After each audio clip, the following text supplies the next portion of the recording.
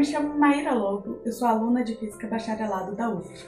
Eu já fiz alguns vídeos aqui, inclusive o último vídeo que eu fiz, ele introduz alguns dos assuntos que eu vou usar nesse vídeo, então é importante que você vá lá, assista e depois volte aqui. No século XIX, os cientistas achavam que a física estava acabada, e bem nessa época, muitos cientistas estavam estudando o eletromagnetismo. E um dos cientistas que estudou o eletromagnetismo foi o Maxwell. O Maxwell conseguiu achar as 4 equações do eletromagnetismo.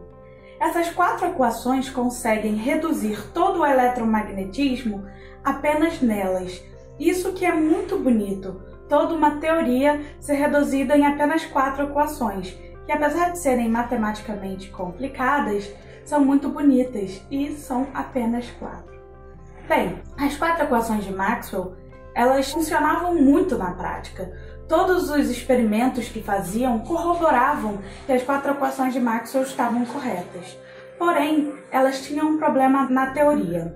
O problema na teoria era a mudança de um referencial para o outro. Como a gente viu no vídeo anterior, a mudança de um referencial para o outro, de acordo com a velocidade dos referenciais, ela é simples, ela é uma soma ou uma subtração de velocidades. Isso, a mudança de referenciais clássica, a de Galileu.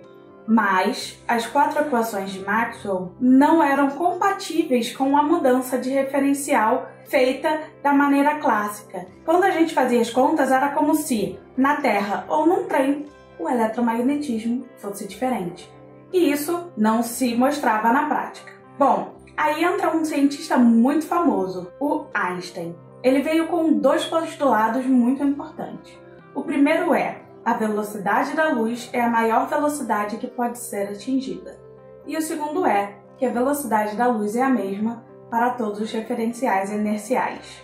Muito bem, mas o que isso quer dizer na prática, né? Vamos fazer um Gedanken Experiment, um experimento de pensamento, que muitos cientistas usaram e abusaram. O Schrödinger, por exemplo, não usou de fato um gato, isso era apenas um experimento de pensamento. Vamos pensar então que você e a luz estejam apostando uma corrida, e eu estou assistindo. A luz, ela corre com a velocidade dela, que é 3 vezes 10 a 8 metros por segundo. Mas para facilitar as contas, eu vou chamar de C, uma constante. E você corre com a velocidade C sobre 2, no mesmo sentido da luz. Como a gente viu no vídeo anterior, se você está correndo no mesmo sentido da luz, a velocidade relativa entre vocês é a subtração entre a velocidade da luz e a sua velocidade. Então, C menos C sobre 2 é igual a C sobre 2.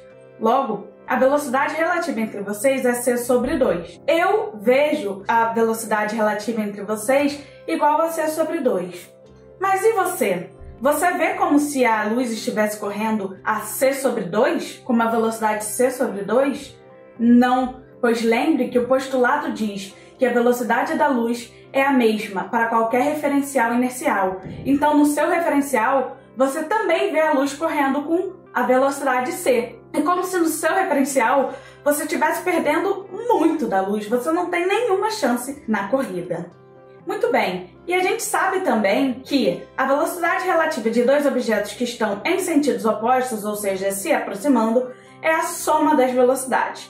Então, se a luz está andando a C, uma velocidade C, e você é C sobre 2, a velocidade relativa de vocês deveria ser C mais C sobre 2, que é igual a 3C sobre 2. Mas 3C sobre 2 é maior do que C, porque 3 sobre 2 é 1,5. Então é 1,5 de C. Só que o postulado diz que a maior velocidade a ser atingida é C. Então isso não acontece. A velocidade relativa entre vocês continua sendo C. Esses fatos, por conta desses postulados, fazem cair por água abaixo que o eletromagnetismo deve seguir as transformações de Galileu. Então, a luz e as ondas eletromagnéticas, a luz é uma onda eletromagnética, não obedecem às transformações de velocidade de Galileu. Elas obedecem às transformações de Lorentz. E o importante dessas transformações de Lorentz é esse fator gama. Esse fator gama é o que faz com que as coisas sejam distorcidas. Como assim? Bom, a gente sabe que velocidade tem a ver com o espaço e com o tempo, certo? Para a gente conseguir que a velocidade da luz seja a mesma em todos os referenciais, mesmo que eles estejam em velocidades diferentes, a gente vai ter que ajustar o tempo e a distância no referencial para que ele consiga enxergar a velocidade da luz C. Então, em diferentes referenciais inerciais, o tempo passa de maneira diferente e o espaço se dá de maneira diferente.